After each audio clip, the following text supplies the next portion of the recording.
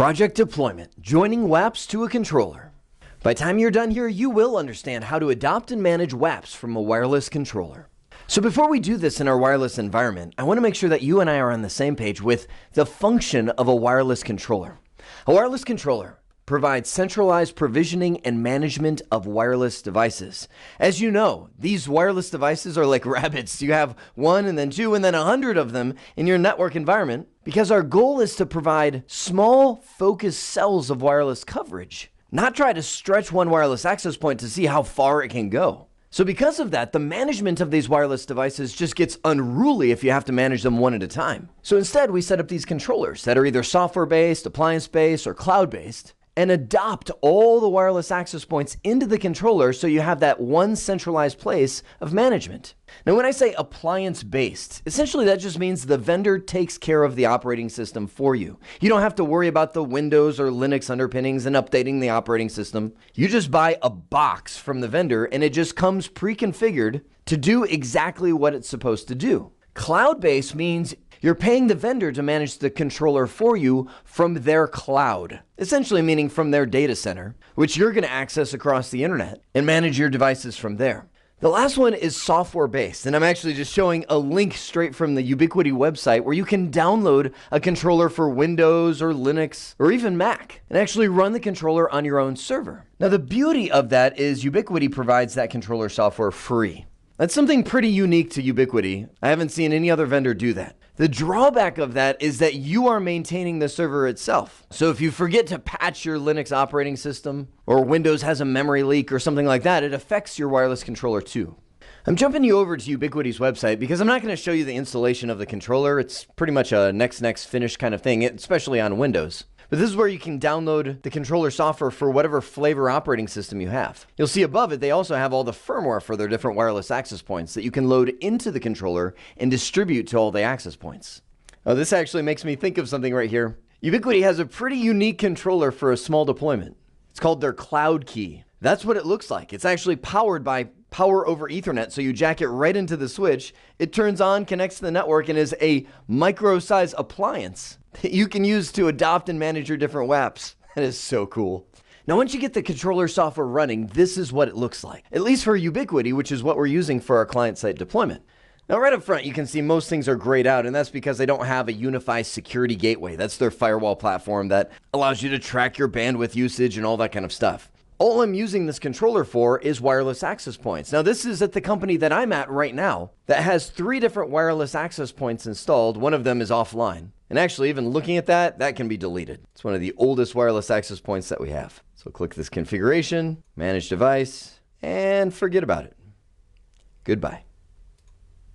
Now you can see it's giving you the IP address of each wireless access point, the model number, the firmware version, the uptime, how many clients are attached, and you can actually modify all of these columns by simply clicking on this little gears over on the right hand side and seeing what columns you want to add so you can get a quick view of all that information. It's also really handy to be able to see what clients are attaching to those wireless access points.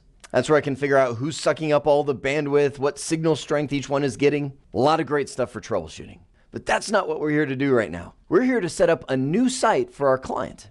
So up here in the upper right corner, I'm going to click the drop down on this current site. I'm going to blur all this out because that lists all of my customers right there. I'm going to click this plus sign that says add a new site. Now the beauty of a new site is it allows you to have a unique configuration for a whole group of wireless access points. You can use one controller to manage virtually limitless locations. Now that's pretty cool because you can have either a central office or even lease some space in a data center and set up your own private controller that you manage. And that can handle all of your locations. I'm going to call this location US 2021-Evident Life. Hit submit, everything blanks out because I've got a brand new clean slate. Now if I click on devices, you can see that there are no devices found. That's because all of those wireless access points sitting at the client site have yet to be adopted. All right then, next question, how do you adopt the wireless access points into a controller? Well, that really varies based on the vendor of access point that you're using, but I would say just about all of them support at least DHCP, DNS, and utility-based adoption. What that means is you've got your site where you've got all the different wireless access points plugged in, right? They're now glowing from the ceiling, but they don't know what to do. Well, just like any network device, they're going to ask for an IP address when they boot up. So it comes up, it says, hey, I need an IP address, and there's a DHCP server on that network that says, oh yeah, here you go, you are, fill in the IP address there, 192.168.1.50.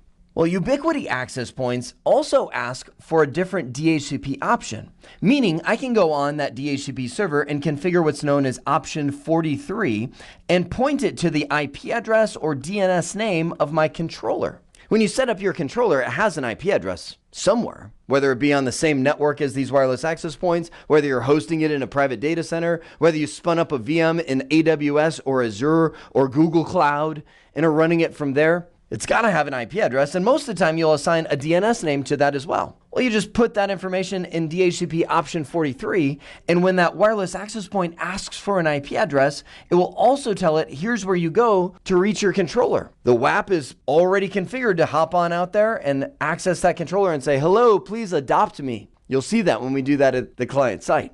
The other way is a lot of wireless access points can be pre-configured to look for a certain DNS name. And I'll go back to Ubiquiti again. When these wireless access points come online, they automatically try to look up unify.whatever domain name you've assigned to your location. And that's again defined in the DHCP server. Maybe your location is home.local or evidentlife.com or cbtnuggets.com. When the DHCP server tells the wireless access point what domain name it has, the wireless access point automatically says, oh, DNS server, is there a unify.whatever domain name.com, and tries to register there. Now, those are my two network-based methods. And I love those because they're just automatic. As long as you configure your network the right way, boom, your wireless access points just show up in the controller. Now, if you're on site, you can also use a discovery-based method. For example, Unify has a tool that you can download that automatically discovers any WAP that's plugged in on site and allows you to point it at your controller's URL. Again, that's just how you access your controller. They even have Android and iOS apps to where you can go on your phone. Now, these are showing wireless access points that are all managed, but if it's yet to be connected, it'll just say unconfigured right there. You can click on it, point it to the URL of the controller, and adopt it from your phone. Now, the phone is not going to control it. It just points it to the controller. Same thing with the browser plugin. They have a plugin for Chrome that you can download that if you run the Chrome web browser, you can discover WAPs and point them to a controller. And of course, if you actually have the controller on site, meaning you're running a server at the same location as the WAPs, which is often the case, the controller itself can discover WAPs on the same network. That makes it super simple. Last but not least is the manual method. Most wireless access points support SSH, allowing you to use a tool like PuTTY or Secure CRT, SSH into them, and then from the command line, type in a command that tells it where the controller is at. In the case of Ubiquiti, you type in the set-inform command, followed by the URL of your controller, and boom, the wireless access point checks in. So what we're going to do now is head back on site to Evident Life, where we're in the midst of putting the final touches on the installation of these 5 WAPs, and go through the process of getting them adopted into the controller.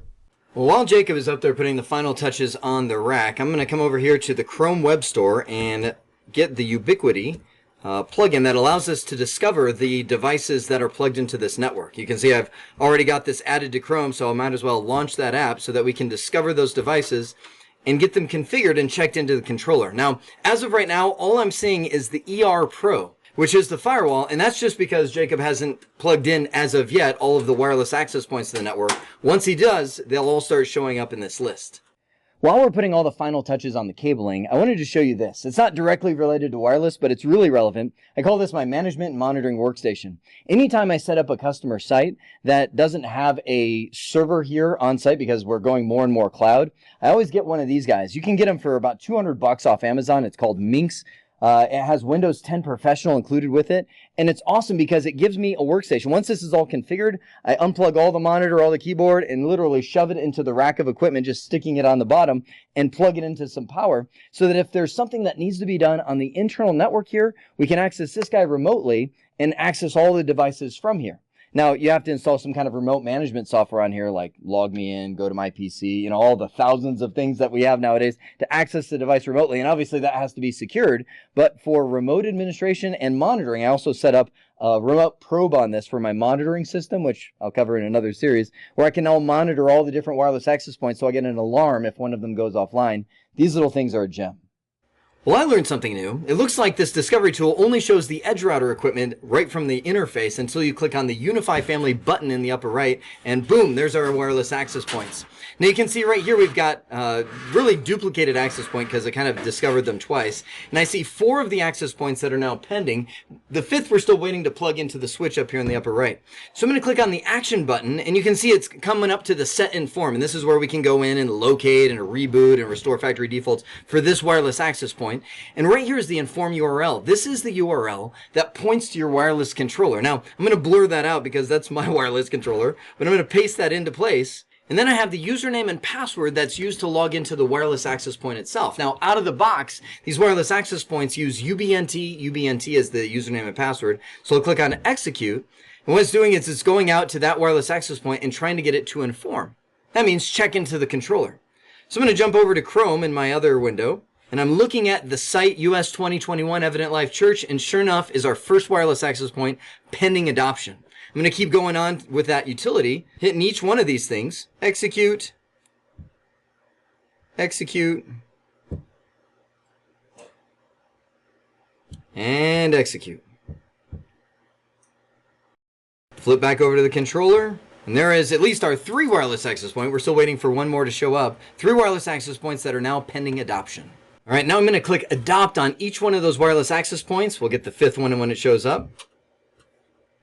And you can see it's going through the process of adopting right now. Now I'm shooting over here and looking at the wireless access point, and right now it still has a white ring, which means it's not yet adopted. As soon as that thing's adopted and configured, that ring will go from white to blue.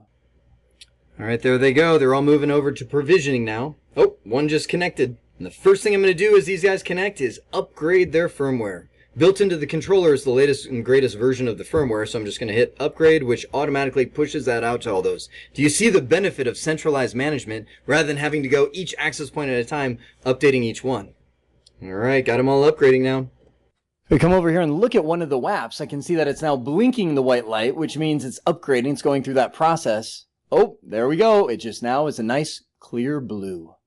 All right, we're on our final leg now. We've got these 2 connected, and one of them is finally provisioning. Now, they're not provisioning anything yet because we have yet to configure the wireless networks. They're just coming up and saying, I'm reporting for duty. And with that, we'll stop right there.